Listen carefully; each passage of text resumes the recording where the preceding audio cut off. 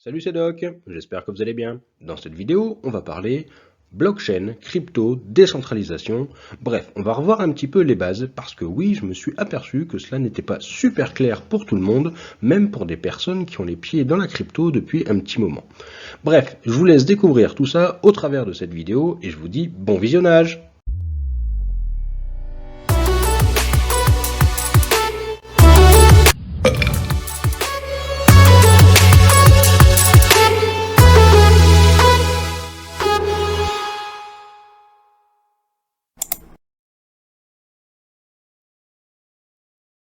Commençons par définir ce qu'est une blockchain décentralisée.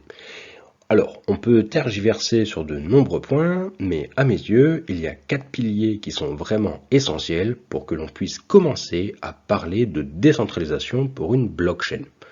Il faut donc que n'importe qui puisse participer à la sécurisation du réseau, donc on parle souvent de mineurs ou de validateurs, proof of work et proof of stake, que n'importe qui puisse utiliser la blockchain, c'est-à-dire de pouvoir lire les informations inscrites dans la blockchain, mais également de pouvoir en écrire librement, que n'importe qui puisse participer au développement du code, c'est-à-dire analyser le code existant, en proposer des évolutions, des améliorations, etc. Et enfin, que n'importe qui puisse participer à la gouvernance. Alors, je tiens tout de suite à préciser que ce n'est pas parce que c'est, à mon sens, les 4 principaux piliers qu'il ne faut pas prendre en compte le reste. On peut par exemple regarder l'équité d'accès, que ce soit en termes de moyens financiers, de connaissances techniques. On peut également aussi regarder la répartition géographique, l'utilisation de diverses solutions techniques, comme par exemple ne pas utiliser qu'un seul cloud provider pour faire tourner sa blockchain, etc. Bref, il y a vraiment plein de points sur lesquels on peut réfléchir sur la décentralisation. Alors, il est très important de comprendre qu'une blockchain, pour fonctionner, n'a pas besoin de crypto. En fait, la crypto va simplement permettre d'obtenir des blockchains décentralisées. Car le but d'une blockchain décentralisée, c'est d'être incensurable. Et pour qu'une blockchain soit incensurable, il faut qu'elle soit bien sécurisée. Mais sécuriser une blockchain, eh bien, cela a un coût. Peu importe la technologie que l'on va utiliser, cela coûte de l'argent. Et si l'on dépense, que l'on investit de l'argent pour sécuriser une blockchain et que l'on n'a pas de retour sur investissement, vous comprendrez bien qu'il n'y a aucun intérêt du coup pour les personnes à sécuriser cette blockchain. C'est donc pour ça qu'on introduit le principe de crypto sur les blockchains décentralisées afin justement d'avoir une incitation à venir la sécuriser et que cela soit rentable pour les personnes qui participent à leur sécurisation. La crypto sur une blockchain va donc permettre d'obtenir un cercle vertueux entre utilisateurs et sécurisation de cette blockchain. Car plus il y aura d'utilisateurs, plus il y aura de personnes qui seront incitées à venir sécuriser cette blockchain pour en tirer profit. Alors attention, cela ne signifie pas que parce qu'une blockchain possède de la crypto, celle-ci est décentralisée.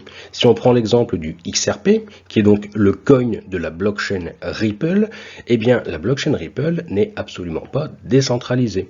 Toute la partie validation des blocs est centralisée par l'entreprise Ripple. Si vous voulez en savoir plus, n'hésitez pas à aller voir ma vidéo sur le sujet. Elle est un petit peu ancienne, mais toujours d'actualité. Et bien entendu, je vous mets le lien en description. Alors, quelle est la différence entre un coin et un token? On entend souvent ces expressions lorsque l'on parle de crypto.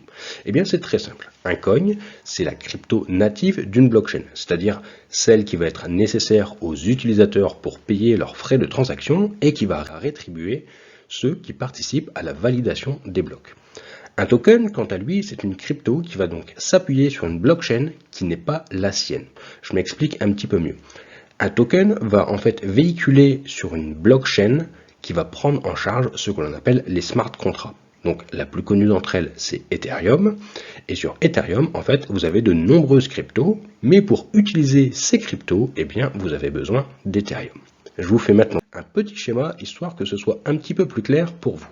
Les tokens sont rattachés à la même adresse que le coin natif de la blockchain sur laquelle ils évoluent. Donc lorsque vous voulez transférer des tokens, eh bien voilà comment cela se passe. Vous allez exécuter le smart contract qui est associé au token que vous souhaitez transférer. Et pour exécuter ce smart contract, eh bien, vous allez devoir fournir des coins de la blockchain native sur lequel il évolue. Donc là, dans l'exemple, ça va être de l'ETH. Les ETH vont donc permettre au smart contract de s'exécuter et de mettre à jour les informations dans la blockchain. Et c'est ainsi que votre transfert va pouvoir s'effectuer. Certaines cryptos peuvent être à la fois un coin et un token. Cela va dépendre de si elles évoluent sur leur propre blockchain ou sur une autre blockchain.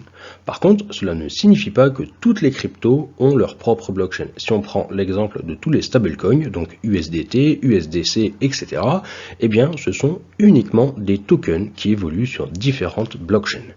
Les tokens sont-ils décentralisés? Eh bien, vous l'aurez compris, pour qu'un token déjà puisse être décentralisé, il faut qu'il évolue sur une blockchain qui est elle-même décentralisée. Enfin, les tokens sont, comme je vous l'ai dit tout à l'heure, gérés par des smart contracts. Et des smart contracts, c'est tout simplement un ensemble de codes informatiques qui permet d'interagir avec les différents tokens. Donc dans ce code informatique, on va retrouver différentes fonctions, comme par exemple la fonction de transfert qui vous permet de transférer depuis une adresse A vers une adresse B des tokens, etc. Mais on peut retrouver vraiment un tas de fonctions différentes qui vont diverger d'un token à l'autre.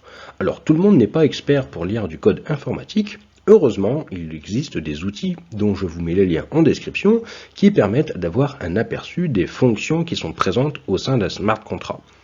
Dans l'exemple qui apparaît à l'écran, si on prend donc l'exemple de l'USDT, eh bien on s'aperçoit qu'il y a plusieurs fonctions qui sautent aux yeux pour dire que ce token n'est absolument pas décentralisé. Comme vous pouvez le voir, on a la possibilité de blacklister les adresses, donc d'empêcher certaines adresses d'interagir avec le token. On a la possibilité de mettre en pause le smart contract, c'est-à-dire qu'à partir du moment où celui-ci est mis en pause, eh bien plus personne ne peut interagir avec. Et on a même la possibilité de détruire des tokens se trouvant sur une adresse spécifiée. Et toutes ces fonctions eh bien, sont accessibles à juste une poignée de personnes. C'est pareil, il y a une fonction qui va définir qui peut déclencher ces actions. Et vous vous en douterez, ce n'est pas monsieur tout le monde et il n'y a pas besoin d'y avoir un consensus général, démocratique, si je puis dire, pour que ces actions soient effectuées. Ça y est, nous voilà arrivés au moment de s'il vous plaît, monsieur, un petit pouce bleu, pouvez-vous vous abonner? Mais vous savez, l'essentiel pour moi, c'est de partager l'information. Et oui, car le partage du savoir, c'est ce qu'il y a de plus important. Bon, ok, un petit don en crypto, ça me ferait bien plaisir aussi. J'espère que cette vidéo vous aura plu, que je l'ai suffisamment bien vulgarisé. Ce n'est pas toujours un exercice facile une fois qu'on maîtrise bien les acquis. Donc si ce n'est pas le cas, n'hésitez pas à me dire quel point je pourrais améliorer. Et s'il vous reste des questions, et je le rappelle encore une fois, il n'y a vraiment pas de questions bêtes, surtout n'hésitez pas à me poser des questions en commentaire, mais privilégiez Twitter, c'est vraiment le lieu où je suis le plus actif. Je rappelle également que si vous êtes nouveau dans la crypto, il ne faut pas hésiter à rejoindre le Discord des Cryptomasques. Bien entendu, je vous mets le lien en description. C'est un Discord qui est rempli de bienveillance et où une multitude d'experts sont là pour vous accompagner et répondre à vos différentes questions. Sur ce, je remercie encore 1000 fois tous ceux qui me laissent des petits mots d'amour, qui m'encouragent au quotidien, et je vous dis à bientôt. Ciao ciao.